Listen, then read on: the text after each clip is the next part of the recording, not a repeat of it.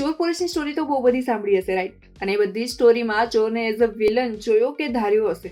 પણ હું કહું કે ચોર વિલન નહીં પણ કલાકાર છે, તો આપણી નેક્સ્ટ મૂવી જોઈને તમે પણ એગ્રી કરશો આ વાતથી. વેલકમ ટુ ધ ફિલ્મી પ્લેનેટ. હું છું આપની હોસ્ટ પુષ્પા. શરૂ કરીએ એક નવા રિવ્યુથી.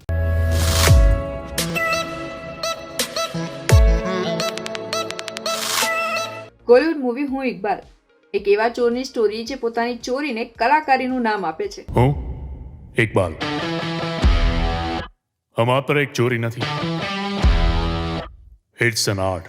અને મજાની વાત તો એ છે કે આ ચોર એટલે કે ઇકબાલ ડંકાની ચોટ પર ચોરીનું એલાન કરે છે. 3 ફેબ્રુઆરીના ઇકબાલ અમદાવાદમાં એક મોટી ચોરી કરવાનો છે. અને આ કોઈ નોર્મલ ચોરી નથી, પણ અદ્ભુત ચોરી છે.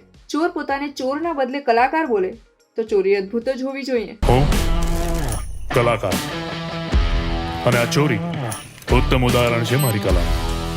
ઓકાત હોય તો પકડી બતાવો. અને આ કલાકાર ઇકબાલને શોધવા પૂરી પોલીસ ફોર્સ લાગેલી છે અને એક ક્રાઇમ એન્ડ સાયકોલોજી એનાલિસ્ટ પણ. 38,000 phone call, 4,500 police department, traffic police, હજારો સીસીટીવી ફૂટેજ, બધા ગાંડાની જેમ શોધી રહ્યા છે. Exciting for star casting. તો હવે વાત કરી લઈએ આ જબરદસ્ત સસ્પેન્સ સ્ટોરીના સ્ટારકાસ્ટની. મિત્ર ગઢવી એઝ અ મોહન જોશી એક ઇન્વેસ્ટિગેશન ઓફિસરના રોલમાં છે. મોહન જોશી. ઇકબાલે આ ચોરીઓ માત્ર પૈસા માટે નથી કરી, એક મહાન કલાકાર તરીકે સાબિત કરવા કરી. અત્યાર સુધી કોમેડી રોલમાં જોયેલા મિત્રને એક સિરિયસ કેરેક્ટરમાં મિસ્ટ્રી ફિલ્મમાં જોવું is time to the change moment. Funny and jolly મિત્ર ટોટલી અલગ લુક અને રોલમાં છે. ટ્રેલર અને સ્પેશિયલ ટીઝરથી તેને સાબિત કરી દીધું કે તે જસ્ટ કોમેડી રોલ માટે નથી બન્યું. RJ Devki as a Zankhana crime and psychology analyst, એક જર્નાલિસ્ટ જેને આજ સુધી બહુ બધા કેસ જોયા, પણ ઇકબાલ જેવા કલાકારની કલાકારી આઈ મીન કે ચોરી પહેલી વાર જોઈ છે. As a crime and psychology analyst મેં ઘણા બધા ક્રિમિનલ્સ અને ક્રિમિનલ કેસીસ જોયા છે, પણ આવો કેસ પહેલી વાર. હવે એ ઇકબાલને શોધશે કે ઇકબાલ એને, એ તો મૂવી જોઈને જ ખબર પડશે. પણ દેવકીનું ટ્રેલર પરફોર્મન્સ એકદમ તગડું છે. ઇકબાલ અહીંયા રહે છે. હું ઇકબાલની પ્રોફાઇલ બનાવું છું, ક્રિમિનલ પ્રોફાઇલ. એક ફિયરલેસ જર્નાલિસ્ટ અને જેને કદાચ ઇકબાલ ફિયર ફીલ કરાવી શકે. Sonali Lele Desai as a Arundhati Singh, commissioner of police. Good morning, everyone.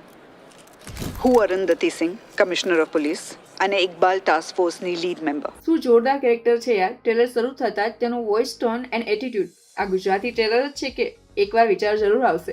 Welcome to your biggest case then. ગઈકાલે એક સાથે એક જ સમય પર 26 જ્વેલરી સ્ટોર્સ પર ચોરી થઈ છે. And be honest, Iqbal the mystery બાદ આ મૂવીમાં સોનાલી લેલેની એક્ટિંગ નેક્સ્ટ લેવલ લાગી રહી છે. Be brilliant, but be quick. Write and direct by Pallav Parekh. Respect and proud for him.